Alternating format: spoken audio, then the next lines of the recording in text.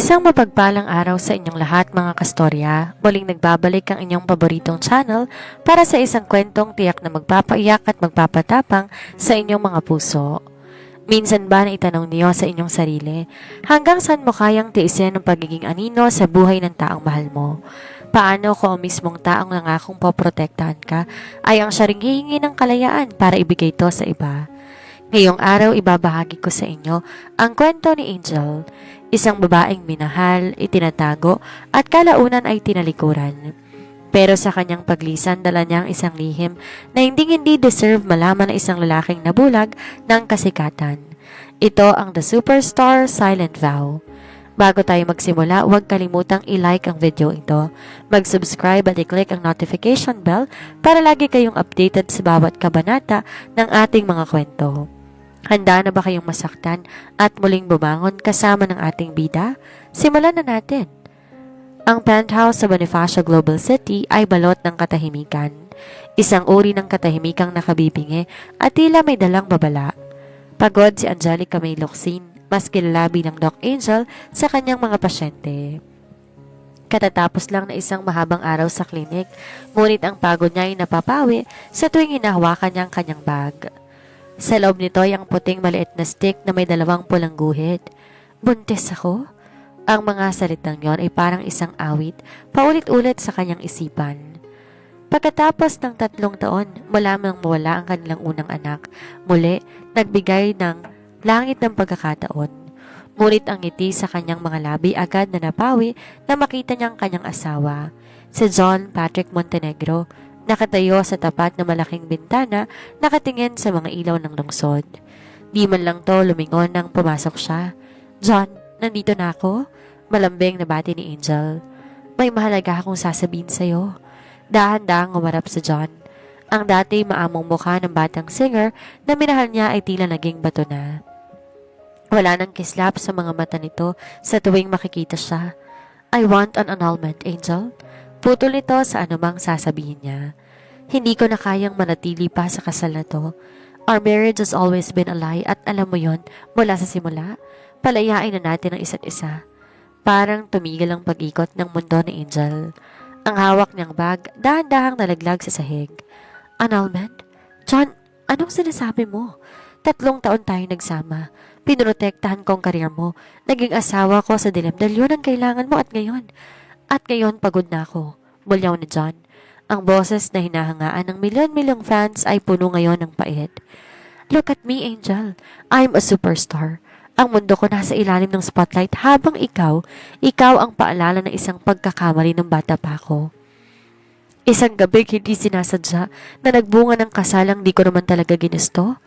Naniga si Angel sa kinatatayuan niya. "Pagkakamali? John, minahal kita. Pinakasalan mo ko dahil sabi mo gusto mo akong protektahan. I married you because you got pregnant. Pero nawala na rin naman ang bata, di ba?" Malamig ang bawat salita ni John, parang mga balisong na tumatarak sa puso ni Angel. 3 years later, na-realize kong wala na tayong dahilan para magsama. Publicly adored ako, Angel, pero privately pakiramdam ko, nakakulong ako sa'yo. Hindi makapaniwala si Angel. Ang lalaking nasa harap niya hindi na ang John na inalagaan niya nung nagsisimula pa lamang ito. Ang kasikatan tuluyan ng lumamon sa pagkatao nito. "May iba na ba?" tanong ni Angel. Pinipigilan ng panginginig ng kanyang boses. Nag-iwas ng tingin si John. "It doesn't matter. Ang mahalaga, tapos na tayo. May mga papeles ng abogado ko, pipirmahan mo na lang." Gusto sana niyang isigaw na buntis siya. Gusto niyang sabihin may bagong buhay sa loob niya. Pero nung makita niya ang pandidiri at inip sa mga mata ni John, tinikom niya ang kanyang bibig. "Hindi mo deserve malaman," isip ni Angel.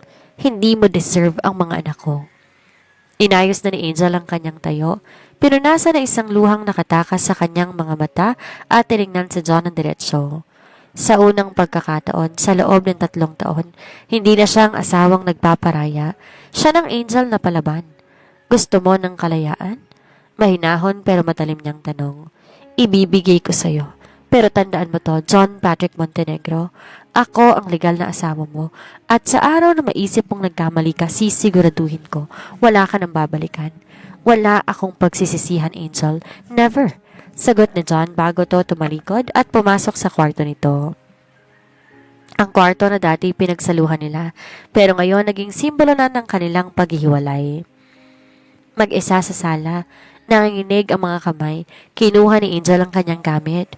Hinaplos niya ang kanyang tiyan. Huwag kayong mag-alala, bulong niya sa mga hindi pa sinisilang na sanggol. Kahit wala si Papa, sapat na si Mama. Sapat na si Mama, aalis tayo rito. At hindi ko hahayaan na saktan niya kayo gaya ng ginawa niya sa akin. Nang gabing yon, habang ang mundo ay nakikinig sa bagong hit song ng superstar na si John Patrick, ang kanyang asawa tahimik na nag-iimpake, dalang isang lihim na magiging metsa ng pagsisisi ng akala niyang lalaki ng kanyang tadhana. Ang pag-iimpake ni Angel ay nagpatigil ng hawakan niya ang isang lumang litrato sa ilalim ng kanyang mga damit sa drawer. Litrato yon na isang masayang gabi, 4 na taon nang nakalilipas. Doon nagsimula ang lahat sa panahong hindi pa siya ghost wife at hindi pa isang superstar si John. Si Angel ay isang delikadong dermatologist, seryoso sa buhay at sanay na mag-isa. Si John naman na makulit at ambisyosong kapatid ng kanyang matalik na kaibigan. Isang gabi, sa simpleng party para sa birthday ng kaibigan, nauwi ang lahat sa hindi inaasahang insidente. Doc Angel, masyado kang seryoso sa buhay. Minsan kailangan mo ring sumayaw. Natatawang sabi ni John. Si John naman makulit at ambisyosong kapatid ng kanyang matalik na kaibigan. Inaabutan siya ng inumin. Sa ilalim ng impluwensya ng alak at mapanuksong kanta, ang distansya sa pagitan ng seryosong doktora at ng masiglang singer ay naglaho. Isang gabi ng pagsinta ang nagpabago sa takbo ng kanilang tadhana. 3 linggo matapos ang gabing yon, nanginginig ang mga kamay ni Angel habang tinitingnan ang pregnancy test. Positibo. Pananagutan ko kayo, Angel. Pakakasalan kita. Deklara ni John nang malaman ng totoo. Walang pag-aalinlangan sa mga mata nito noon. Kahit nagsisimula pa lang ang karir nito bilang internet sensation, handa tong isakripisyong lahat. Nagpakasal sila sa isang mabilis at isang civil ceremony. Walang magarbo, walang maraming saksi. Isang sumpaan sa dilim. Dahil ayon sa manager ni John, sisirain ng balitang ito ang image na binuo para sa kanya bilang isang heartthrob. Sandali lang to, Angel. Kung matatag na ang karir ko, ihaharap kita sa mundo. Pangako ni John, habang sinusuotan siya ng singsing na kinuha lang sa isang simpleng jewelry store. Ngunit ang langit tila may ibang plano. Sa ika-4 na buwan ng kanyang pagbubuntis, nakunan si Angel. Isang madugong gabi sa ospital ang pumatay sa kanilang pangarap. Habang nakaratay si Angel sa John, nasa gitna ng isang mall show, di magawang iwan ng mga tagahangang sumisigaw ng kanyang pangalan. Doon nagsimulang lumamig ang lahat. Ang bawat pag-uwi ni John naging madalang. Ang bawat haplos naging mekanikal. Hindi ko kasalanan nawala ang bata, John. Umiiyak na sabi ni Angel isang gabi habang nag-aaway sila. Alam ko, malamig na tugon ni John. Pero sa tuwing nakikita kita, naaalala ko lang lahat ng nawala sa akin at lahat ng kailangan kong itago para lang manatili sa kinilalagyan ko. Bumalik si Angel sa kasalukuyan. Pero nasan niyang luhang pumatak sa litrato at pinunit ito sa dalawa. Sa gitna ng kanyang pag-iimpake, tumunog ang kanyang cellphone. Isang notification mula sa isang showbiz blog. Isang litrato ni John na nasa isang pribadong restaurant at may kasamang babaeng nakatalikod. Ang caption, Superstar JP Montenegro, spotted with the mystery girl. Is this the new queen of his heart? Napahigpit ang hawak ni Angel sa kanyang bag.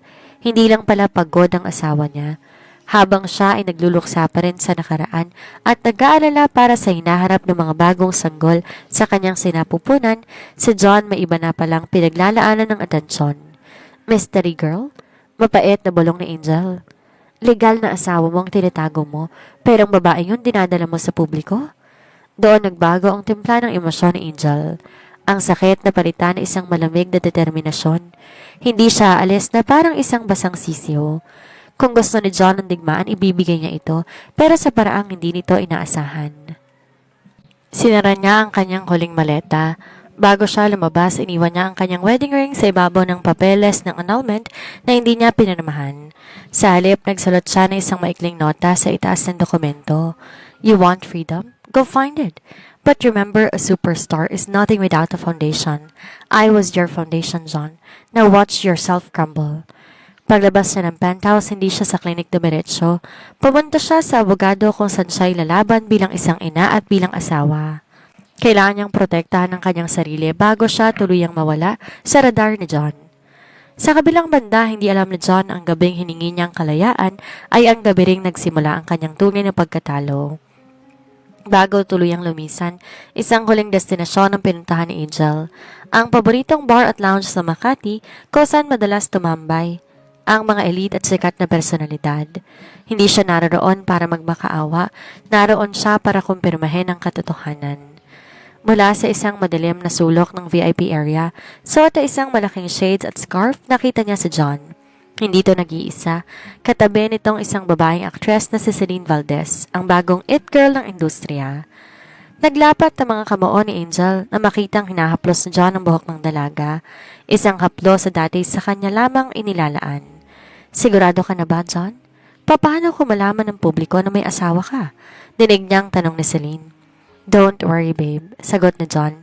Sapat na para madurog ang natitirang respeto ni Angel sa kanya. Inaayos ng annulment. She is just a part of my past I don't need to erase. Wala siyang puwang sa narating ko ngayon. Isang pagkakamaling kailangan burahin. Ang mga salitang yon ang naging huling pako sa kabaong ng kanilang pagsasama. Ang desisyon ng isang ina. Umalis si Angel sa bar nang di nagpapakita. Habang naglalakad sa parking lot, naramdaman niya ang bahagyang kirot sa kanyang puson. Agad siyang napakabit sa kanyang sasakyan. Hindi ngayon, bulong niya. Kailangan maging malakas tayo. Dumiretso siya sa kanyang klinik upang kunin ang mahalagang dokumento at ang kanyang naipong pera. Bilang isang dermatologong may sariling pangalan, hindi siya pulubi. Meron siyang sapat na yaman para itaguyod ang sarili. Malayo sa kinang ng spotlight na sumisilaw kay John. Tinawagan niya ang kanyang pinagkakatiwalaang kaibigan sa probinsya. Stella, ituloy natin ang plano. I'm leaving tonight. Angel, sigurado ka ba? Paano ang klinik mo dito sa Maynila? Nag-aalalang tanong ni Stella. I have my associate handle it. Kailangan kong mawala, Stella. Hindi lang para sa sarili ko, kundi para na rin sa mga anak ko. Ayokong lumaki sila sa mundong titingnan sila bilang isang pagkakamali. Bago pumasok ng sasakyan para sa mahabang biyahe patungong Bicol, nagpadala si Angel ng isang huling mensahe sa manager ni John, si Rico. Alam niyang si Rico lang tayong nakakaalam ng lahat ng sekreto ni John. Rico, aalis na ako. Sabihin mo kay John nakuha na niya ang hinihingi niya. Wala nang Angel na manggugulo sa karir niya. Pero sabihin mo rin sa kanya ang legal na asawa, hindi basta-basta nabubura sa piraso ng papel. Balang araw, ang past na pilit niyang tinatago ang magiging mitsa ng sarili niyang pagbagsak. Habang binabagtas ang daan palabas ng Metro Manila, tiningnan ni Angel ang kanyang sarili sa rearview mirror. Namamaga ang kanyang mga mata, pero may bagong apoy na nagniningas doon. Hindi na siyang mahina at sunod-sunurang asawa. Siya ay isang babaeng handang lumaban para sa kanyang karapatan at para sa tatlong buhay na himalang nabubuo sa kanyang sinapupunan. Triplets, bulong ng kanyang doktor sa huling check-up na hindi niya nasabi kay John. 3 tibok ng puso, Doc. Angel? 3 dahilan para hindi na lumingon pa. Panata ni Angel sa sarili habang tinatahak ang dilim ng gabi patungo sa kanyang bagong simula. Ang malawak na asyenda sa Albay na pagmamayari ng pamilya ni Stella ang naging kalungan ni Angel. Malayo sa ingay ng Maynila, malayo sa mga billboard ni John na makikita sa bawat kanto at malayo sa sakit ng nakaraan. Dito ang tanging maririnig ay hampas ng hangin mula sa bulkang Mayon at ang huni ng mga ibon. Ngunit hindi naging madali ang unang ilang buwan. Ang katahimikan madalas maging kaaway ni Angel dahil doon bumabalik ang mga boses ni John. Ang mga salitang tumatawag sa kanya bilang isang pagkakamali. Ang pagbabago ng anyo. Isang umaga habang tinititigan ni Angel ang kanyang sarili sa salamin, napansin niyang pagbabago sa kanyang katawan. Hindi lang ang unti-unting pag-umbok ng kanyang tiyan, kundi ang pagbabago sa kanyang mga mata. Wala nang kislap ng pag-asa para sa kanilang relasyon ni John. Ang nandoon na lamang ay ang determinasyon ng isang ina. Doc, kailangan mong kumain ng maayos. Triplets ang dala mo, hindi biro yan. Paalala ni Stella habang inilalapag ang isang basong gatas at masustansyang almusal. Salamat, Stella.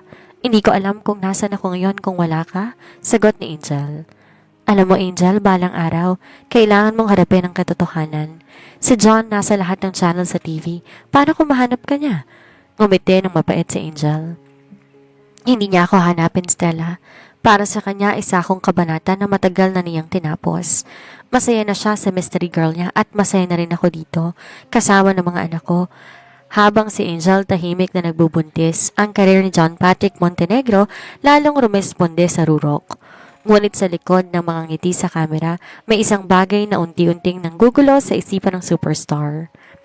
Sa kanyang marangyang penthouse, madalas matagpuan ni John ang kanyang sarili na nakatitig sa bakanting bahagi ng closet kung saan dating nakasabit ang mga damit ni Angel. Ang singsing na iniwan ni Angel sa ibabaw ng annulment papers ay tila naging isang mabigat na pasanin. "Babe, why are you so quiet?" Tanong ni Celine habang yumayakap sa kanya mula sa likuran. "Wala, napagod lang sa rehearsal," maikling sagot ni John. "Don't worry.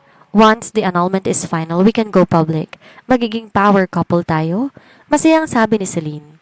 Di sumagot si John. Sa loob ng 3 taon na sana siyang naroon si Angel, tahimik, naghihintay, nag-aalaga.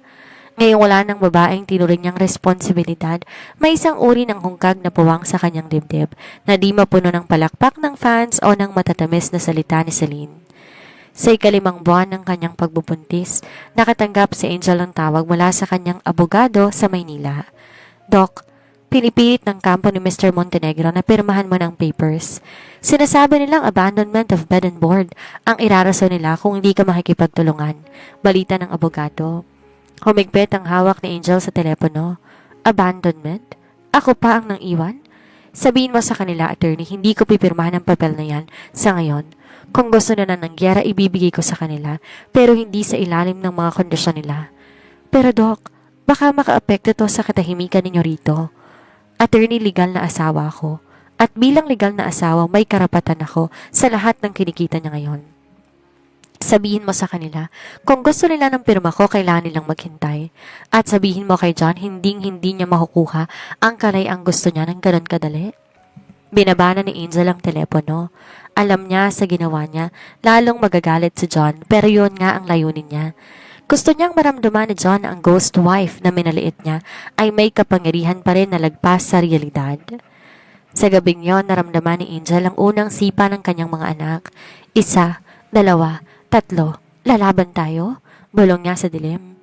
Hindi tayo magiging lihim lang habang buhay. Lumipas nga ang 2 buwan. Ang tiyan ni Angel ay kitang-kita ng laki. Isang mabigat ngunit masayang pasanin.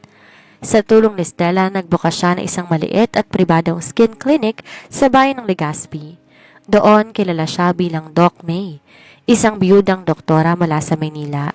Yon ang kwentong binuo niya upang protektahan ang kanyang mga anak. Ngunit ang tadhana ay sadyang mapaglaro. Isang hapon, habang nag-aayos si Angel ng kanyang mga gamit sa klinik, narinig niya ang tilian ng mga kabataan sa labas. May malaking bus na huminto sa tapat ng plaza. Doc May, narinig mo ba?" Hingal na pumasok ang kanyang assistant. "May shooting ng pelikula dito sa bayan at ang bida, ang superstar na si John Patrick Montenegro." Nabitawan ni Angel ang hawak niyang stethoscope. Para tumigil ang tibok ng kanyang puso. Sa dami ng lugar sa Pilipinas, bakit dito pa? Bakit sa lugar na tinuturing niyang huling kuta? Hindi sana lalabas si Angel, ngunit kailangan niyang pumunta sa bustika para sa kanyang mga bitamina. Nagsuot siya ng malapad na sombrero, malaking salamin at isang maluwag na maternity dress. Habang naglalakad sila sa gilid ng kalsada, nakita niya ang set. Naroon si John, gwapong-gwapo sa ilalim ng mga reflector lights, habang kaeksena ang aktres na si Celine. Nagtatawanan sila sa pagitan ng mga takes. Biglang huminto ang sasakyan ni Angel sa isang checkpoint ng production. Dahil sa dami ng tao, naipit siya. Sa di inaasahang pagkakataon, lumingon si John sa direksyon ng kanyang sasakyan. Nagtama ang kanilang mga mata sa loob ng ilang segundo. Kahit may salamin si Angel, tila naramdaman ni John ang pamilyar na presensya. Kumunot ang noon ng superstar at dahan-dahan humakbang papalapit sa sasakyan ni Angel. "Sir John, 5 minutes to take," sigaw ng floor director. Tumigil si John, ngunit hindi ito nag-alis ng tingin sa sasakyan hanggang sa makaabante si Angel. Ang kanyang dibdib kumakaba ng malakas. Nang gabing yon, hindi mapakali si John sa loob ng kanyang hotel room. Rico, tawag niya sa kanyang manager. May nakita akong babae kanina, kamukha ni Angel. John, nasa Bicol tayo. Imposible dito si Angel. Sabi ng mga tauhan ko, lumipad daw yon palabas ng bansa. Pagsisinungaling ni Rico, nalihim na nakikiramay kay Angel. Hindi, Rico. Iba ang titig niya. At parang may kakaiba sa kanya, pilit ni John. Di niya masabi ang salitang buntis dahil masyadong mabilis ang pangyayari. Pero ang imahe ng babaeng yon hindi maalis sa isipan niya. Habang nag-uusap sila, pumasok si Celine. Babe, let's celebrate. Mataas ang ratings ng teaser natin. Yumakap si Celine kay John pero sa pagkakataong to, naramdaman ni John na isang uri ng pagkasuklam. Bigla niyang naalalang sinabi ni Angel bago to umalis.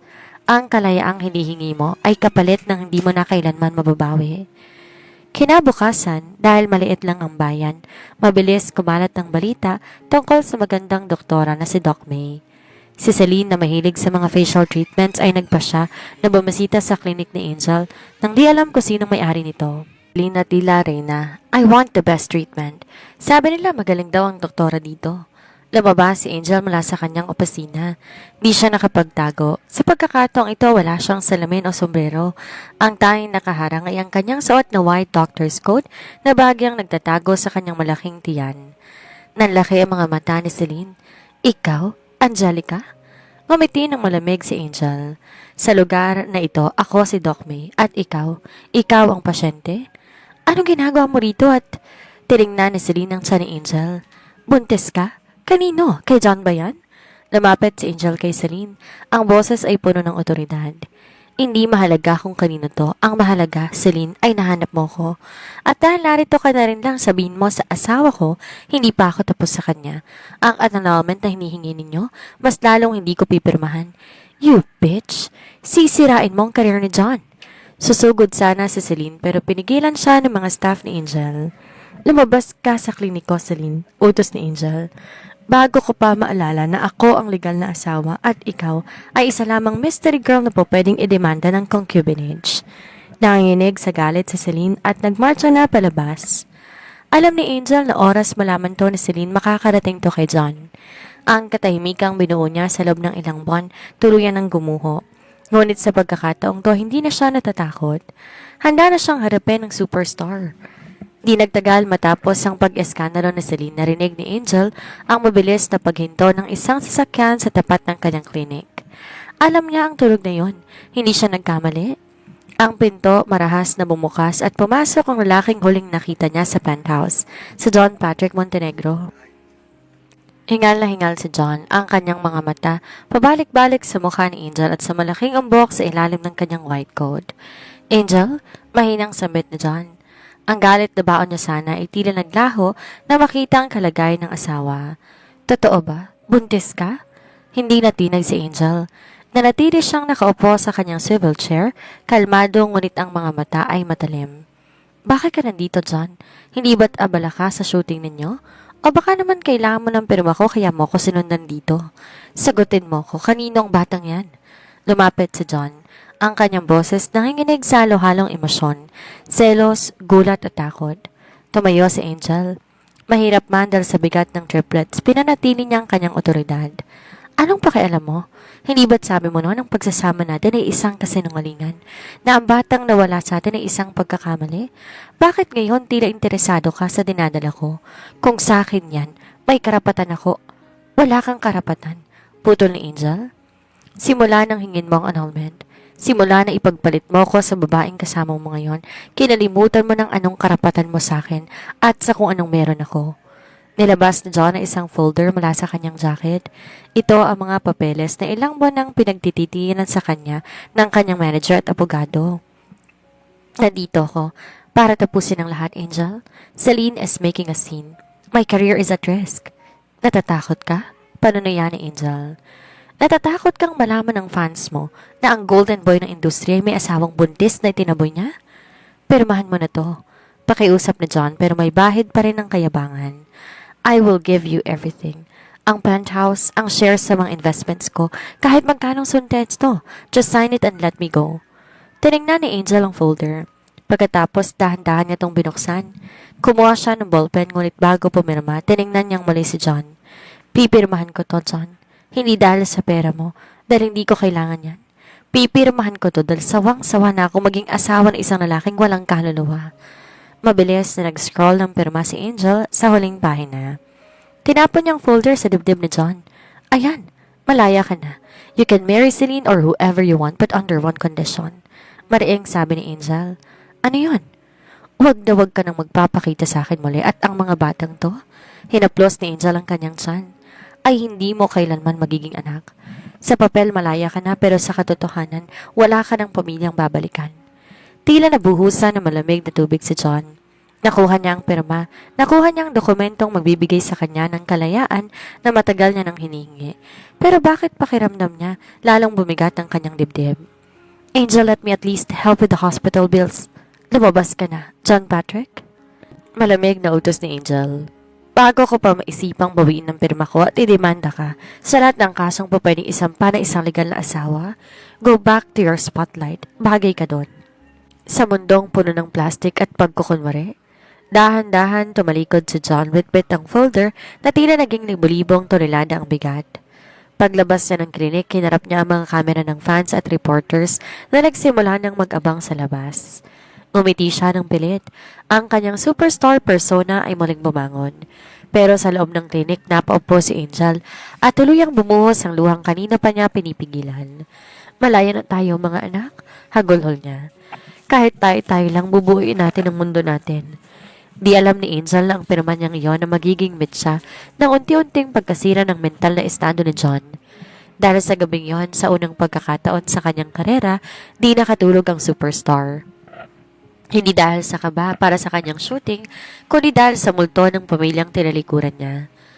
Matapos ang tensyonadong pagharap nila ni John, alam ni Angel na hindi siya ligtas sa albay. Ang presensya ng mga paparazzi na sumusunod kay John at ang selos ni Serena isang malaking banta sa katahimikan ng kanyang pagbubuntis. Higit sa lahat, ayaw niyang maging bahagi ng anumang showbiz scandal ang kanyang mga anak. Stella, kailangan nating umalis ngayon din? Bungad ni Angel pagka-uwi sa asyenda. Pero Angel, malapit ka ng mga anak. Delikadong bumiyahe ng malayo. Nag-aalalang sagot ni Stella. Mas delikado kung mananatili tayo dito. Nahanap na ako ni John. Maya-maya lang ang mga reporters naman ang kakatok sa pinto natin. Hindi ko kaya ang paging circus ang buhay ng mga anak ko. Sa tulong ni Stella, mabilis silang nag-empake. Iniwan ni Angel ang pamamahala ng klinik sa kanyang mga pinagkakatiwalaang staff. Ginamit niya ang kanyang mga koneksyon sa medisina upang makahanap ng isang pribadong lying-in clinic sa isang liblib na bahagi ng Laguna na pagmamayari ng isang dating profesor niya sa med school. Habang binabagtas ni Angel ang daan palayo sa Bicol, si John naman nasa gitna ng isang grand press conference para sa kanyang bagong pelikula. Nakaupo siya sa tabi ni Celine, nakasuot ng pinakamahal niyang suit at pilit ngang umingiti sa harap ng mga kumukutitap na flash ng kamera. John, balita namin spotted ka sa isang maliit na klinik sa Legazpi. May sakit ka ba? O may binisita kang special someone? Tanong ng isang batikang reporter. Napatigal si John. Ramdam ang mahigpit na hawak na Celine sa kanyang braso sa ilalim ng lamesa. Bisita lang po yon sa isang katuwang sa charity. Mabilis sa sagot ni Rico, ang kanyang manager, upang isalba ang sitwasyon. Ngunit di makafocus si John. Sa bawat tanong tungkol sa tagumpay niya, ang tanging nakikita niya ay ang pagod at matapang na mukha ni Angel. Ang huling sinabi nito'y parang sirang plaka na paulit-ulit sa kanyang pandinig. Sa papel, malaya ka na. Pero sa katotohanan, wala ka ng pamilyang babalikan. Pagdating sa Laguna, agad na inasikaso si Angel ni Dr. Mendoza. Dahil sa stress ng biyahe at bigat ng dinadalang triplets, naging maagang kanyang labor. Sa 8 buwan pa lamang sa mamanang pakiramdam ni Angel, Dok, hindi pa pwede. Maaga pa? Hingal na sabi ni Angel habang dinadala siya sa delivery room. Kailangan ilabas na sila, Angel. Masyado nang mataas ang blood pressure mo. Pre-eclampsia ito. Kailangan natin isave ka at ang mga bata. Seryosong paliwanag ni Dr. Mendoza. Sa loob ng 6 na oras, nakipaglaban si Angel para sa kanyang buhay. Sa bawat ire, sa bawat sakit, ang tanging iniisip niya yung mukha ng mga anak ng 3 taon niyang ipinagdasal. Wala si John. Walang asawang humahawak sa kamay niya. Walang superstar na nagpapalakas ng loob niya. Ngunit hindi siya nag-iisa. Naroon ang kanyang paninindigan. Isang malakas na uha ang pumuno sa silid. Sinundan ng isa pa at panghuli ang pangatlo. Congratulations, Angel. 3 malulusog na lalaki. Nakangiting sabi ng doktor. Nang ilapag ang mga sanggol sa kanyang dibdib, nakalimutan ni Angel ang lahat ng sakit. Ang 3 batang may pare-parehong hugis ng ilong at labi ni John, ngunit may mga matang kasing tatag ng sa kanya. Mula ngayon, kayong mundo ko, bulong ni Angel habang dumadaloy ang luha ng kagalakan. Wala nang lihim, wala nang anino, tayo nang bubuo ng sarili nating kwento. Sa kabilang banda, matapos ang press con, uminom si John mag-isa sa kanyang hotel room. Tinignan niya ang folder ng annulment. Ito na ang hiningi niya. Ito na ang kalayang magpapasikat sa kanya lalo. Pero nang gabing yon, sa di may paliwanag na dahilan, biglang nakaramdam si John ng paninikip ng dibdib. Isang kakaibang kaba na tila may bahagi ng kanyang pagkatao ang tuluyan ng nawala. Tinawagan niya si Rico. Rico, hanapin mo si Angel sa Bicol. I want to talk to her again. John, huli na. Nakaalis na siya. Nilisan niya ng klinik at ng asyenda. Walang nakakaalam kung nasan siya, sagot ni Rico. Nabitawan ni John ang kanyang baso. Ang freedom na inakala niyang langit ay tila naging isang malawak at madilim na kawalan. Nawala ng asawang laging naghihintay at kasama nito at ang pagkakataong maitamang kanyang mga pagkakamali. 3 taon ang lumipas. Ang pangalang John Patrick Montenegro na natiling matunog sa industriya. Ngunit ang kinang nito ay di nasing tingkad ng dati. Bagamat tinuturing pa rin siyang superstar, ang kanyang mga kanta ay puno na ng lungkot na hindi maipaliwanag ng kanyang mga fans. Ang dating masiglang singer ay naging mailap, seryoso at madalas makitang tulala sa gitna ng mga rehearsals. Sa kabilang banda, si Celine Valdez ay naging reyna ng kanyang buhay o yon ang akala ng publiko. Ang kanilang relasyon naging isang malaking negosyo. Bawat kilos kailangan i-post sa social media. Bawat date kailangan may nakabuntot na paparazzi. Isang gabi pagkatapos ng isang sold-out concert ni John sa Araneta, dumiretso siya sa backstage, pagod na pagod. Gusto lang niyang mapag-isa ngunit nadatnan niya si Celine, galit na nakikipag-usap sa kanyang manager. I told you, Rico. I want the lead role sa bagong seri ni John. Kung di akong kukunin nilang leading lady, hindi rin gagawin ni John ang project na yan. Sigaw ni Celine. Celine ang management ang nagpapasya at isa pa, kailangan ni John ng bagong tambalan para sa career niya. Paliwanag ni Rico. I don't care. I am the superstar's girlfriend. I deserve the spotlight. Pumasok si John sa kwarto. Ang kanyang mukha puno ng pagkamuhi. Ganyan na lang ba palagi, Celine? Ang career mo lang ba ang mahalaga sa'yo? Nagbagong ekspresyon ni Celine. Agad tong lumapit kay John at naglambing. Babe, I'm doing this for us. Para lalo tayong sumikat. Tinignan siya ni John ang diretsyo. Sa loob ng 3 taon, unti-unti niyang na-realize na hindi siya minahal ni Celine. Minahal nito ang kanyang kasikatan, ang kanyang pera at ang kapangyarihang dala ng kanyang pangalan. Naalala niya si Angel, ang asawang handang manatili sa dilim para lang di masira ang karir niya. Ang asawang hindi humingi ng kahit anong kapalit kundi ang kanyang oras. Nang gabing yon, di makatulog si John. Binuksan niya ang kanyang lumang laptop at tinanap ang mga files na matagal niya nang hindi binubuksan. Doon nakita niya ang isang video na kinuha niya noong unang taon ng kasal nila ni Angel. Sa video, tumatawa si Angel habang nagluluto ng paborito niyang ulam. John, kahit hindi tayo sikat, kahit tayo lang dalawa, sapat na ako, sabi ni Angel sa video. Naramdaman ni John ang mainit na luhang dumadaloy sa kanyang pisngi. Ang kalayaang hiningi niya kay Angel ay naging isang kulungan kasama ni Celine. Kinabukasan, isang balitang yumanig sa kanyang mundo. Isang private investigator na lihim niyang kinuha, 3 taon nang nakalilipas ang tumawag sa kanya. Sir John, may balita na ako tungkol sa asawa ninyo? Sabi ng boses sa kabilang linya. Nasaan siya? Kamusta siya? Mabilis sa tanong ni John. Nasa Manila na siyang muli, sir, pero hindi na siyang dating Angel na kilala nyo. Isa na siyang matagumpay na skin specialist sa isang sikat na medical plaza. At sir, may kasama siyang 3 bata.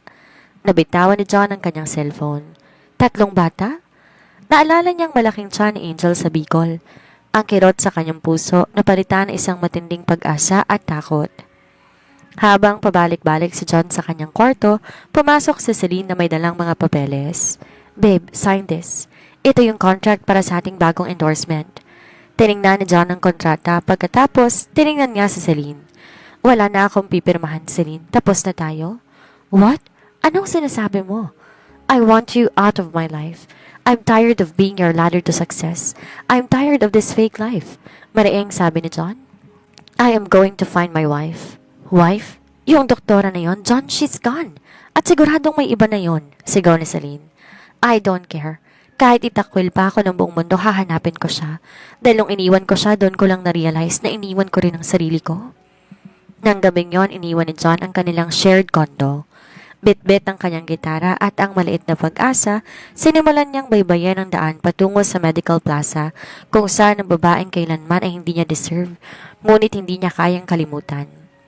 Sa loob ng isang prestihiyosong medical suite sa Bonifacio Global City, matatagpuan ang The Angels Go Clinic. Ang klinika hindi lamang kilala sa mga makabagong dermatological treatments, kung hindi, dahil na rin sa nagmamay-ari nito, si Dr. Angelica May Locsin. 3 taon nang lumipas at si Angel, hindi nang aninong asawa na laging nakatago. Ngayon, isa na siyang matagumpay na negosyante at doktora na hinahangaan sa kanyang katalinuhan at ganda. Ngunit sa likod ng kanyang tagumpay, may 3 maliit na dahilan kung bakit siya bumabangon araw-araw. Mama, look! AJ drew a star? Sigaw na isang batang lalaki na may kulot na buhok at malalim na dimples. No, that's not a star. It's a sun, right, Mama? Sabat naman ni Patrick, ang pangalawa, na may matatalas na mata at seryosong mukha. Isang carbon copy ng kanyang ama. Don't fight. Let's just play with the blocks. Mahinang sabi ni Leo, ang bunso sa triplets, pero ang pinaka-mature kilos. Napangiti si Angel habang pinagmamasdan ng kanyang mga anak sa loob ng playroom ng kanyang opisina. Pinangalanan niya silang Angel, John, AJ, John Patrick, JP at Lionel. Bawat isa sa kanila ay nagdadala ng mga katangian ni John, ngunit sinisiguro ni Angel ang kanilang mga puso ay puno ng kabutihang di niya nakita sa kanilang ama nung huli silang magkita. Mama, where's Papa? Minsan ay tinatanong na yon ni AJ. Laging matatag ang sagot ni Angel. Papa is a star, kids, at ang mga bituin malayo sila. Pero nandito si Mama at sapat na tayo, di ba? Di niya tinuro sa mga batang magalit, ngunit di rin niya binigyan ng mga ito ng maling pag-asa. Para kay Angel, patay na ang John Patrick Montenegro sa kanyang buhay. Dahil sa kanyang tagumpay, naging target si Angel ng mga malalaking kumpanya para sa mga endorsements. Isang hapon, habang nag-aayos siya para sa isang meeting, pumasok ang kanyang secretary. Doc, may emergency meeting daw po sa conference room. Isang malaking investor ang gusto makipag-tie up sa atin para sa bagong skincare line. Sino sila? Tanong ni Angel habang sinusuot ang kanyang mamahaling blazer. Hindi po sinabi ang pangalan ng may investor, ma'am, pero galing daw sila sa isang malaking entertainment group. Kumunot ang noon ni Angel. May kung anong kaba siyang nararamdaman. Ngunit agad niyang iwinaksi iyon. Hindi na siyang dating Angel na madaling takutin. Pumasok si Angel sa conference room ng may kumpiyansa. Ngunit nang makita ang lalaking nakaupo sa dulo ng mahabang lamesa, tila tumigil ang daloy ng kanyang dugo. Walang spotlight, walang mamahaling suit at walang nakabuntot na paparazzi. Isang lalaki lang na nakasuot ng simpleng t-shirt at jeans na may mga matang bakas ang pagod at pangulila. John, mahinang sambit ni Angel. Tumayo si John. Ang kanyang mga kamay ay nanginginig habang nakatingin kay Angel. Angel, sa wakas, anong ginagawa mo rito? Paano mo ako nahanap? Mabilis nabawi ni Angel. Ang kanyang boses ay naging malamig at matalim. Hindi ko tinigilan ang paghahanap sa'yo. Simula nang malaman kong bumalik ka ng Maynila, Angel, please. I am not here as a superstar. I'm here as your husband. Ex-husband, pagtatama ni Angel. Pinirmahan ko ng papers, John. Malaya ka na, di ba? Bakit mo ba ako ginugulo? Hindi ko yun ipinasa sa korte, Angel. Pag-amin ni John, na ikinagulat ni Angel. Nandito pa rin sa akin ang mga papel. Hindi ko kayang ituloy. Nung umalis ka, na-realize kong lahat ng career na ito, ang lahat ng palakpak na ito'y walang kwenta kung wala ka. Tumawa ng mabait si Angel.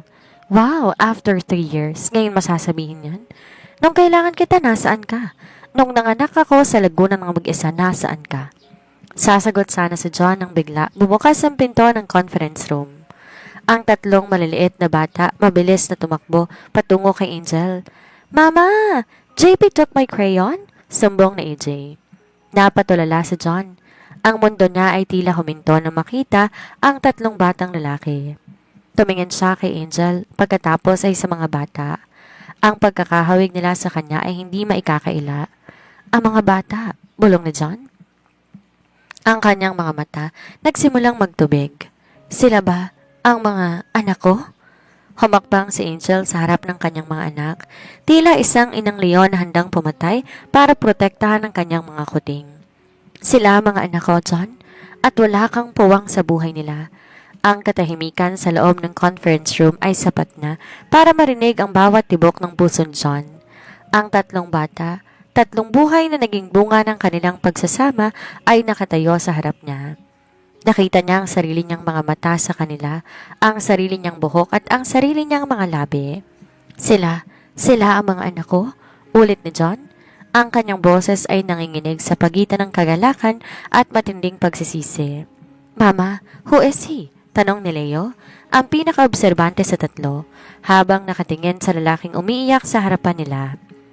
Humarap si Angel sa mga anak at pilit ng ngumiti. Kids, go back to the playroom with Teacher Stella. Mama just needs to finish a talk with this client. Matapos lumabas ng mga bata, hinarap ni Angel si John. Wala nang bakas ng pag-ibig sa kanyang mga mata, tanging galit at paninindigan. Huwag kang mangahas, tatawagin silang anak, John. Nasaan ka nung bawat gabing umiiyak ako dahil sa takot na mawala sila? Nasaan ka nung sinilang ko sila nang muntik ko na ikamatay? Busy ka sa pagpirma ng mga autograph at pagyakap mo sa ibang babae. Hindi ko alam, Angel. Hindi mo sinabi sa akin na triplets pala sila? At kung sinabi ko, magbabago bang lahat? Hamon ni Angel. Ang kailangan mo nun, annulment. Ang kailangan mo noon ay ang karir mo. Binigay ko sa iyo yon. Ngayon wag mong hingi na isang bagay na matagal mo nang itinapon. Habang nagkaharap ang dalawa, biglang bumukas ang pinto ng klinika. Si Celine, na kanina pa sumusunod kay John dahil sa hinalang may kinikita tong babae ay pumasok na parang bagyo. John! So, totoo nga. Pinuntahan mo ang babaeng to? Sigaw ni Celine. Di alintana ang mga pasyente sa labas. Tumingin sa Celine kay Angel at pagkatapos, nakita niya mga bata sa kabilang silid na nakasilip. And what's this? May mga anak kayo? John, sisirain itong lahat. Ang image natin, ang kontrata mo sa Global Studios. Tiningnan ni John si Celine na may matinding pagkasuklam. Go away, Celine. I don't care about the image anymore. I don't care about you. Anong sabi mo? Pagkatapos ng lahat ng ginawa ko para sa career mo, I gave you everything. Ginamit mo ko, Celine, at tinayaan kong sarili kong magamit mo dahil naging bulag ako.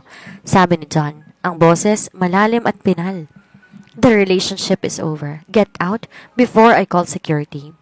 Sa galit ni Celine, hinarap niya si Angel. Akala mo ba mananalo ka?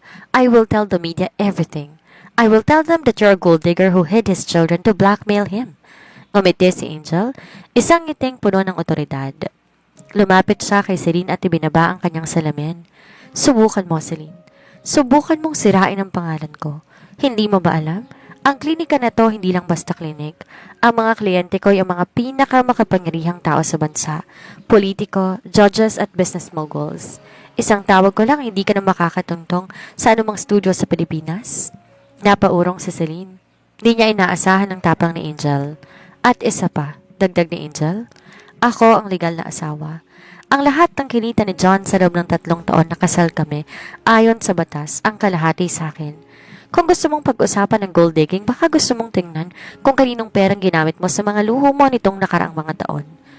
Nang makaalis si Celine na puno ng kahihiyan, naiwan si John at Angel. Sa gitna ng opisina, dahan-dahang lumuhod si John sa harap ni Angel. Angel, patawarin mo ko. Alam ko wala akong karapatan pero please, hayaan mo akong bumawi. Kahit huwag mo na akong tanggapin bilang asawa, huwag mo lang ipagkait ang mga anak ko. Tinignan ni Angel ang lalaking dati, tinitingala ng buong bansa. Ngayon ay luhaan sa kanyang paanan. Gusto mong bumawi? Patunayan mo muna na mas mahalaga ang mga anak ko kaysa sa spotlight mo. Dahil ang mga bata hindi sila props sa music video mo, John. Sila ang buhay ko. Tumalikod si Angel, iniwan si John na nakaluhod. Ang kanyang mundo gumuho na nga. Pero sa guhong yon may isang maliit na binhi ng pag-asa na baka balang araw mabuong muli ang pamilyang kanyang winasak. Ang sumunod na linggo, naging impyerno para kay John. Gayang inaasahan, hindi naging tahimik si Celine. Sa isang eksklusibong panayam, ibinuhos ng aktres ang lahat ng baho ni John. Ang tungkol sa lihim ng asawa, ang mga anak at ang pagiging irresponsabling ama na binaligtad niya ang katotohanan. Naging mitsa ito ng malaking iskandalo. Binawi ng mga malalaking kumpanya ang kanilang mga endorsements. Kinansela ang kanyang mga concert. Ang superstar na si JP Montenegro ay naging tampulan ng batiko sa social media. Ngunit sa halip magtago o mag-release ng press statement para linisin ang kanyang pangalan, may ibang ginawa si John. Araw-araw matatagpuan si John sa tapat ng medical suite ni Angel. Hindi siya nakasuot ng pang-superstar. Madalas nakahoodie lang siya at bitbit ng mga laruan o masustansyang pagkain para sa mga bata. Dok, nandun na naman siya sa labas. Ulat ng sekretary ni Angel. Pang-apat na araw niya na yan, ayaw umalis hanggat di ka nakakausap. Tumingin si Angel sa CCTV monitor. Nakita niya si John nakaupo sa bench ng hallway. Pinapalibutan ng ilang fans na kuryoso pero di niya ito pinapansin. Nakatitig lang siya sa pinto ng klinika ni Angel. Hayaan mo siya, maikling sagot ni Angel. Bagaman may bahagi ng kanyang puso ang tila kinukurot. Isang hapon, habang palabas si Angel kasamang triplets, hindi na sila nakaiwas. Agad na tumayo si John. Kitang-kitang pagod sa mga mata nito, ngunit nagliwanag ang kanyang mukha na makita mga bata. Angel, sandali lang, hindi ako manggugulo. Pakiusap ni John. Nilabas niya ang 3 maliliit na gitara, mga ukulele na sadyang ginawa para sa mga bata. I heard JP likes music, mahinang sabi ni John.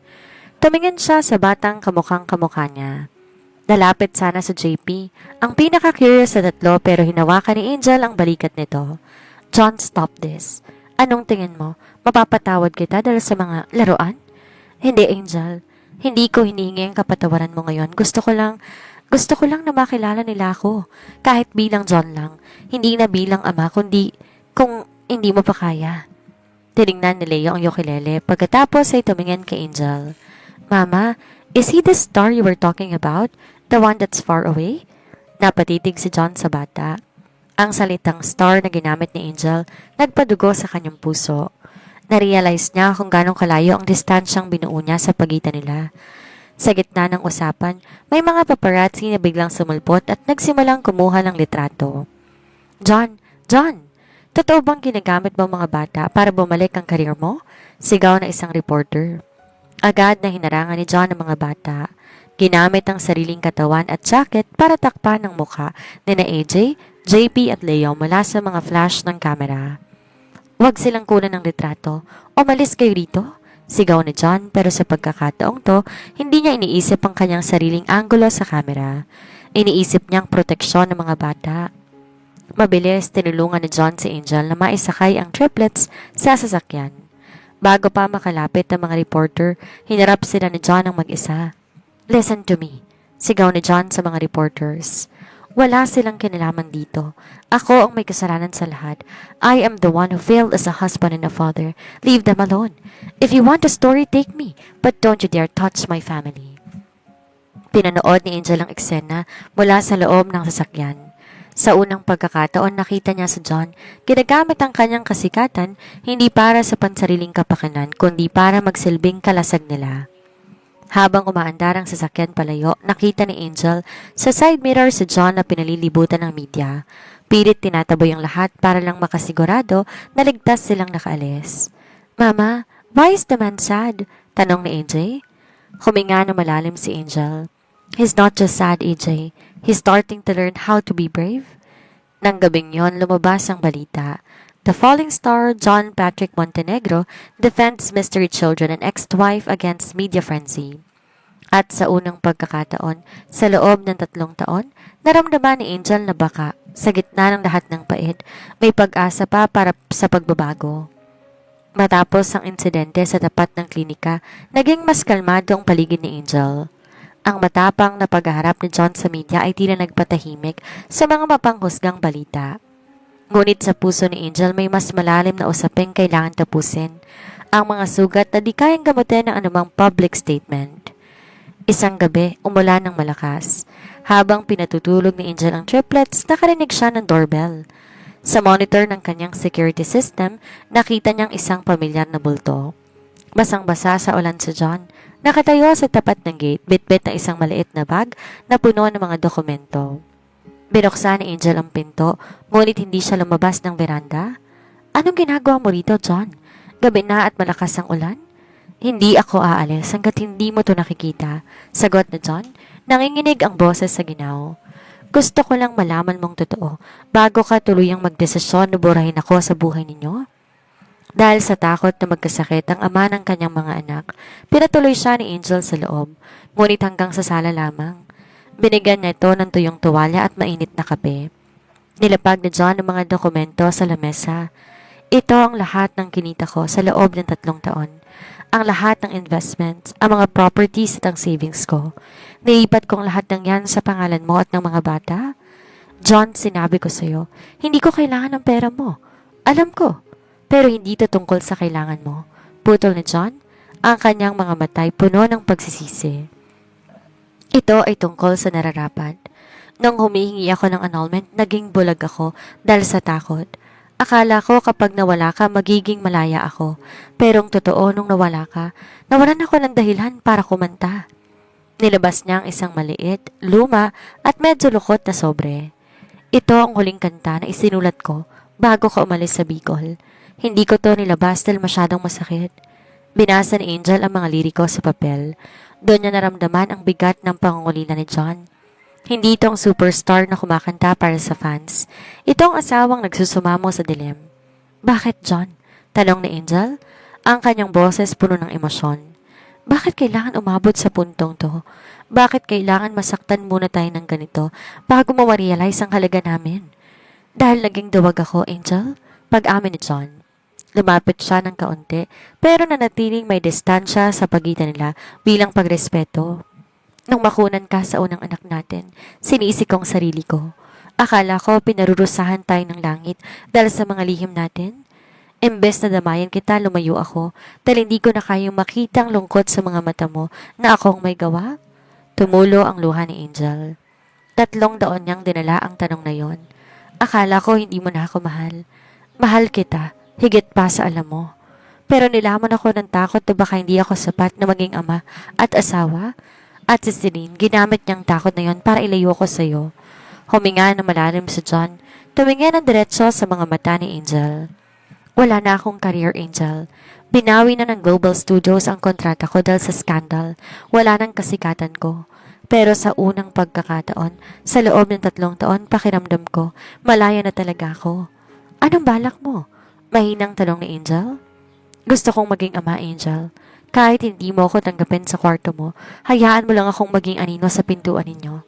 Hayaan mo akong ihatid sila sa school, panoorin silang maglaro at marinig silang tumawag sa akin ng, Papa? Di agad sumagot si Angel. Pinagmasdan niyang lalaking nasa harap niya. Wala ng superstar na si JP Montenegro. Ang nakikita niya isang lalaking pagod, talo pero tapat sa kanyang hangarin. Hindi ko maipapangakong mapapatawad kita agad, John, sabi ni Angel. Masyadong malalim ang sugat, pero para sa mga bata, sige, pwede kang bumisita. Pero tandaan mo, isang pagkakamali pa at hindi mo na masisilayan ang mukha nila habang buhay. Isang mapait ngunit may pag-asang ngiti ang gumuhit sa labi ni John. Salamat, Angel. Maraming salamat. Nang gabing yon, matapos umalis ni John, pumasok si Angel sa kwarto ng triplets. Pinagmasdan ng 3 batang himbing na himbing sa pagdulog. Sa unang pagkakataon, sa loob ng mahabang panahon, ang bigat sa kanyang dibdib ay tila gumaan. Ang unang Sabado ng kanilang bagong kasunduan, binalot ng kaba para kay John. Maaga siyang dumating sa bahay ni Angel, bit-bit ang baon na niluto niya mismo. Isang bagay na hindi niya ginawa sa loob ng maraming taon. Wala siyang dalang mamahaling regalo, tayong kanyang sarili at ang pagnanais na makilala mga batang 3 taon niyang hindi nayakap. Kids, someone is here to see you. Tawag ni Angel sa triplets. Lumabas ang 3 mula sa playroom. Si AJ na laging masigla, si JP na tila sinusuri ang bawat kilos ni John, at si Leo na tahimik lang sa tabi ng kanyang ina. Hello, bati ni John. Dahan-dahang lumuhod para mapantayan ang taas ng mga bata. Gusto niyo bang matutong maggitara? Sa loob ng ilang oras, pinanood ni Angel mula sa kusina ang bawat galaw ni John. Doon niya nakita ang katotohanan ng hindi kayang itago ng anumang acting. Si AJ ang unang lumapit. Agad tong kumuha ng maliit na ukulele at nagsimulang kalabitin ng mga string. "Look, Mr. Star, I can make a sound!" Natawa si John. Isang tunay na tawa na matagal nang hindi naririnig ni Angel. "It's a C chord, AJ. Ganito." Inalalayan ni John ang maliit na daliri ng anak. Sa sandaling yon, ang musika na dati naging mitya ng kanilang paghihiwalay ay naging tulay ng kanilang pagkikita. Si JP naman na natiling mailap. "Why did you cry before?" Tanong ng bata na ang tinutukoy ang pagluhod ni John sa klinika. Natigilan si John. Tiningnan niya si JP at nakita ang sarili niyang katigasan ng ulo. "Dahil na-realize ko na may nawala sa akin na napakahalaga, JP. At natatakot ako na baka hindi ko na itong mahanap muli." "Are you our papa?"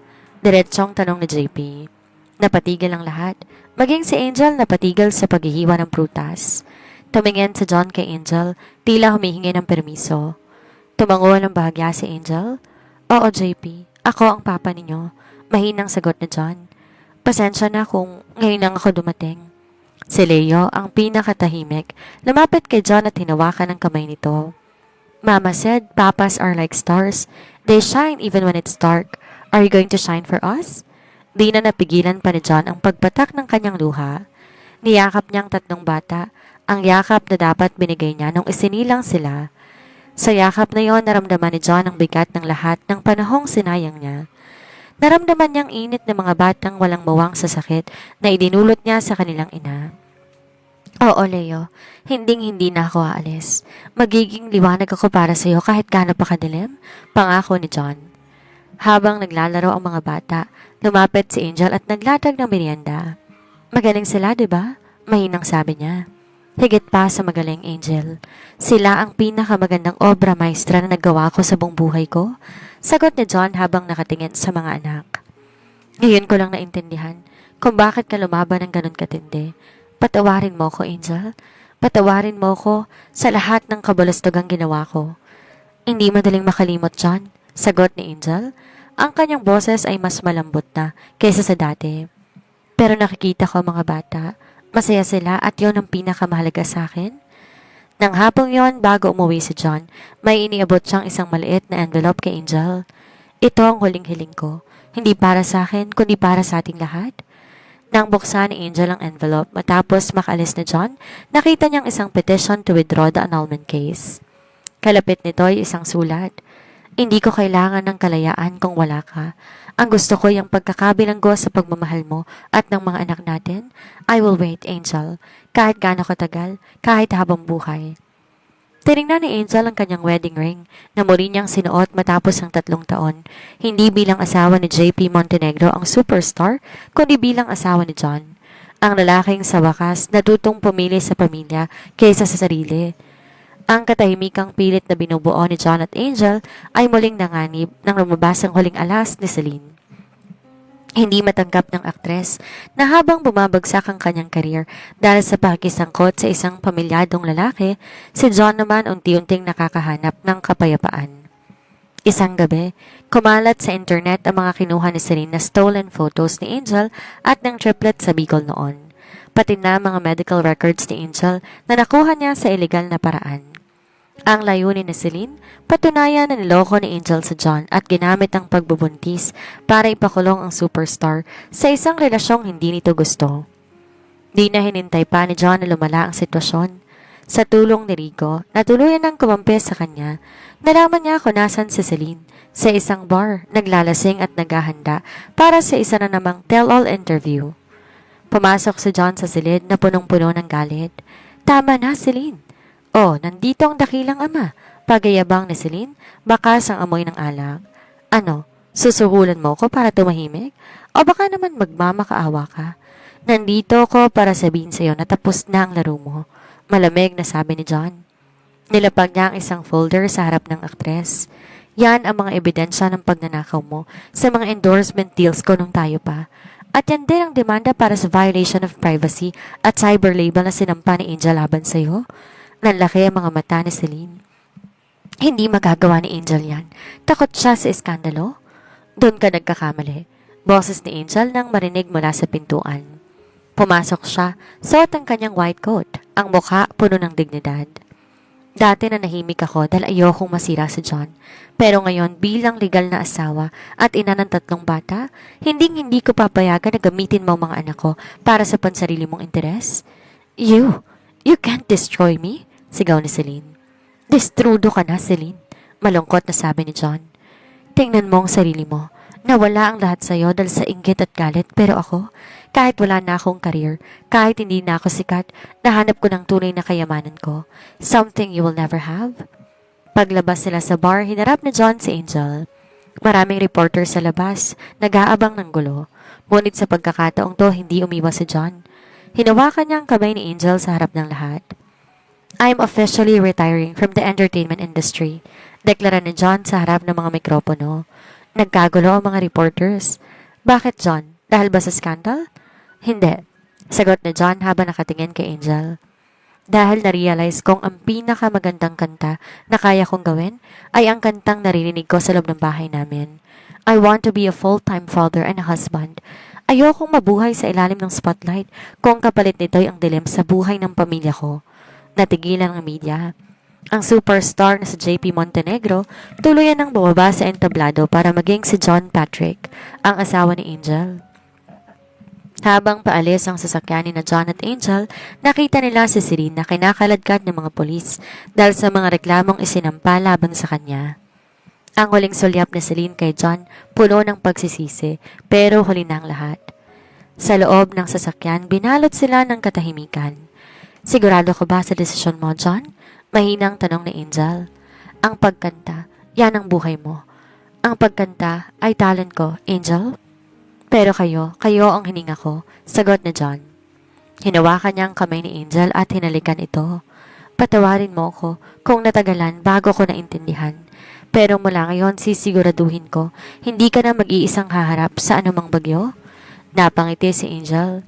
Sa unang pagkakataon, naramdaman niya ang kasal nilang nagsimula sa dilim, tuluyan na ngang nakakita ng liwanag. 1 taon ang mabilis na lumipas matapos ang pagtalikod ni John sa ningning ng showbiz. Ang ingay ng mga palakpak at flash ng kamera ay napalitan na masayang hiyawan ng 3 bata sa loob ng isang malawak na hardin sa kanilang bagong tahanan sa Tagaytay, malayo sa polusyon at gulo ng Maynila. Dito itinayo ni na John at Angel ang kanilang pangarap. Hindi naging madali ang transition, pero naging matamis ang bawat hakbang. Si John nagsilbing manager ng bagong branch ng klinika ni Angel, habang sa gabi, siya nagsisilbing music teacher ng kanilang mga anak. Papa, look! I can play the whole song now! Masayang sigaw ni JP habang hawak ang kanyang maliit na gitara. Very good, JP. Sabi ko sa'yo, nasa dugo mo yan eh. Nakangiting sagot na John habang kinakarga si Leo sa kanyang balikat. Si AJ naman abala sa pagpinta sa tabi ni Angel na masayang pinagmamasdan ng kanyang pamilya. Wala nang superstar na si JP Montenegro. Ang nakikita ng mundo ngayon ay isang lalaking masaya sa pagiging dada at husband. Ang kanyang mga mata hindi na naririnig sa radyo kundi sa loob ng kanilang tahanan bilang mga lullaby para sa triplets. Lumapit si Angel kay John, sumandal sa balikat nito. Sinong mag-aakalang dito tayo hahantong? Noong gabing hiningi mong annulment, akala ko katapusan na ng mundo ko. Hinigpitan ni John ang yakap sa kanyang asawa. Patawad ulit, Angel. Masyado kong nabulag ng kinang na walang saysay. Pero salamat dahil hindi ka sumuko sa akin. Kahit may bawat dahilan ka para gawin yon. Di ako sumuko dahil alam ko may John pa sa likod ng JP. At dahil ang mga anak natin, kailangan nila ng amang tulad mo. Isang lalaking natutong bumangon mula sa sarili niyang pagkakamali. Sa hapong yon, nagpa siyang dalawa na magkaroon ng isang simpleng renewal of vows sa kanilang garden, kasama ng triplets bilang mga witnesses. Walang reporters, walang fans at walang lihim. Angelica May, Locsin Montenegro, panimula ni John, ang kanyang boses ay puno ng katapatan. I promised before to protect you, but I failed. Today I promise not to protect you from the world, but to walk with you through it. You were my wife, but I never made you my world. From this day forward, you and our children are my only world. Hindi ka na magiging lihim. Ikaw ang aking pinakamagandang katotohanan. Naiyak si Angel habang sinusuot muli ang kanilang mga singsing. John Patrick, pinatawad na kita hindi dahil kailangan ko, kundi dahil mahal kita. Binuo mo ang puso ko nang tanggapin mo ang responsibilidad bilang ama at asawa. Tayo na ang legal, tayo na ang totoo, at tayo na ang habang buhay. Nagsitakbo ang triplets patungo sa kanilang mga magulang at nagkaroon ng isang malaking group hug. Habang lumulubog ang araw sa likod ng bulkang Mayon, natanaw mula sa kanilang veranda, isang tahimik na panata ang namutawi sa kanilang mga puso. Ang pag-ibig na nagsimula sa isang pagkakamali, dumaan sa matinding pagsubok at muntik mawasak ng kasikatan ay tuluyan ng naging matatag. Si Angel hindi na lang asawang itinago, siya na'y reyna ng tahanang binuo ng pagsisisi at pagpapatawad. At si John, nahanap niya na ang tunay niyang entablado, ang piling ng kanyang asawa at ang kislap sa mata ng kanyang 3 anak. Sa huli, napatunayan nila na ang tunay na superstar hindi ang tinitingalan ng marami, kundi ang lalaking marunong lumingon sa pamilyang kailanman ay hindi siya tinalikuran. 5 taon matapos ang kanilang muling pagbubuklod, ang katahimikan sa asyenda sa Tagaytay na balot na isang espesyal na katuwaan. 10 taon ang anibersaryo ng kasal ni John at Angel, ang petsang tinuturing nila na tunay na simula. Noong muli nilang binagkas ang kanilang mga sumpa sa harap ng kanilang mga anak. Sa gitna ng malawak na hardin, ay may tinayong isang maliit na entablado. Hindi ito gawa sa bakal at mamahaling ilaw gaya ng mga dating pinagtatanghalan ni John. Ito ay gawa sa kahoy, napapalibutan ng mga baging ng rosas at may mga simpleng bombilya na nagbibigay ng mainit na liwanag. Papa, is my bow tie straight? Tanong ni AJ na ngayon 8 taong gulang na. Siya ang naging mini-me ni John pagdating sa forma. Laging gusto naka-vest at maayos ang buhok. Perfect, AJ. Sagot na John habang inaayos naman ang kwelyo ni JP. JP, handa na ba mga daliri mo? Huwag kang kakabahan sa solo mo, ha? I'm not nervous, Papa. I'm a Montenegro. Mayabang, ngunit cute na sagot ni JP na lalong nagpatawa kay John. Sa 3, si JP ang nakakakuha sa lahat ng kumpiyansa ni John sa entablado. Si Leo naman tahimik na nakaupo sa tabi ng piano, tinitingnan ang kanyang mga music sheets. Siya ang naging henyo sa pamilya, tahimik pero ang lalim ng emosyon kapag tumutugtog ng instrumento. Lumabas si Angel mula sa bahay, suot ng isang simpleng puting bestido. Wala na siyang suot na mabibigat na alahas, tayang ang kanyang wedding ring na kumikinang sa ilalim ng buwan. Nanatili siyang maganda at sa mga mata ni John, mas nagdingding ang asawa dahil sa kapayapaan na baka sa mukha nito. Nang magsimula ang gabi, kinuha ni John ang kanyang lumang gitara. Humarap siya sa ilang malalapit na kaibigan at pamilya na naroon, sina Stella, Rico at ang mga magulang ni Angel. Maraming salamat sa pagpunta, panimula ni John. Maraming taon nang nakalipas mula nang huli akong tumungtong sa isang stage, pero ang stage na ito ang pinaka-importanting kinatatayuan ko sa buong buhay ko. Tumingin siya kay Angel. Angel, nung humingi ako ng annulment, sabi ko, ang kasal natin ay isang kasinungalingan pero ang totoo, ang buhay ko nung wala kayo, ang malaking kasinungalingan. Ang kantang to ay para sa iyo at sa ating 3 himala. Nagsimulang tumugtog si John pero sa pagkakataong to, hindi siya nag-iisa. Lumapit si Leo sa piano, sinabayan ang bawat nota. Si JP at AJ naman kinuha ang kanilang mga ukulele at nagbigay ng backing rhythm. Ang kanta ay pinamagatang Ang Aking Mundo. Hindi na kailangan ng milyong palakpak. Sapat ng yakap nyo sa bawat pagpuyat. Dating superstar sa ilalim ng ilaw, ngayon asawa at ama sa inyo'y sumasayaw. Napahikbe si Angel sa gilid ng entablado. Ang makitang magkakasama ang mag-aama, binuo ng musika at pagmamahal ay ang sagot sa lahat ng kanyang mga dalangin noong mga gabing mag-isa siyang lumalaban sa Bicol. Matapos ang kanta, lumapit si Rico kay John at Angel. John, may sorpresa ako sa'yo. Hindi ito tungkol sa karir mo, kundi tungkol sa legasiya mo. Nilabas ni Rico ang isang plake. Ito ay isang Diamond Record Award para sa huling album ni John bago siya mag-retire. Pero may kakaiba rito. Ang pangalang nakasulat ay hindi JP Montenegro, kung hindi, dedicated to Angelica and the Triplets. Kahit wala ka na sa industriya, John, ang mga kanta mong sinulat para sa kanila ay naging inspirasyon sa marami. Hindi ka na superstar, pero naging simbolo ka ng isang lalaking piniling magbago para sa pamilya, sabi ni Rico. Nang matapos ang selebrasyon at tulog ng triplets, naiwan sina John at Angel sa veranda, nakatanaw sa malayo. Masaya ka ba, Angel? Tanong na John habang nakayakap sa asawa mula sa likod. Sobra, sagot ni Angel. Minsan kailangan mawasak ng lahat para mabuo tayo ng tama. Kung hindi tayo nagkahiwalay noon, baka hanggang ngayon, nagtatago pa rin tayo sa dilim. Hinding-hindi na tayo babalik sa dilim, panata ni John. Dahil ang liwanag ko'y ikaw, at ang tatlong batang natutulog sa loob. Hinalika ni John ang noo ni Angel habang ang simoy ng hangin sa Tagaytay ay tila bumubulong ng isang bagong pangako. Isang pangako na ang kanilang kwento ay hindi natatapos sa isang kabanata, kung hindi, patuloy na isusulat sa bawat tibok ng puso ng kanilang nabuong pamilya. Dito na nagtatapos ang ating kwento para sa araw na ito. Isang pagpapaalala na sa kabila ng sakit, pagsisisi at pagkakamali, palaging may pagkakataon para sa isang bagong simula. Basta tanda tayong harapin ang katotohanan at ipagpatlaban ang tunay na mahalaga. Sana'y naging inspirasyon sa inyo ang katatagan ni Angel at ang pagbabago ni John na sa huli, hindi ang kinang ng spotlight ang mahalaga, kundi ang liwanag ng pamilyang nagmamahal sa atin ng tunay. Hanggang sa muli, mga kaistorya, maraming salamat sa inyong patuloy na tiwala at walang sawang suporta sa aking munting channel. Kayo ang nagbibigay sa akin ng inspirasyon na magpatuloy sa paglikha ng mga kwentong kapupulutan ng aral at emosyon. Huwag kakalimutan, i-comment ang iyong saloobin tungkol sa kwento natin ngayong araw.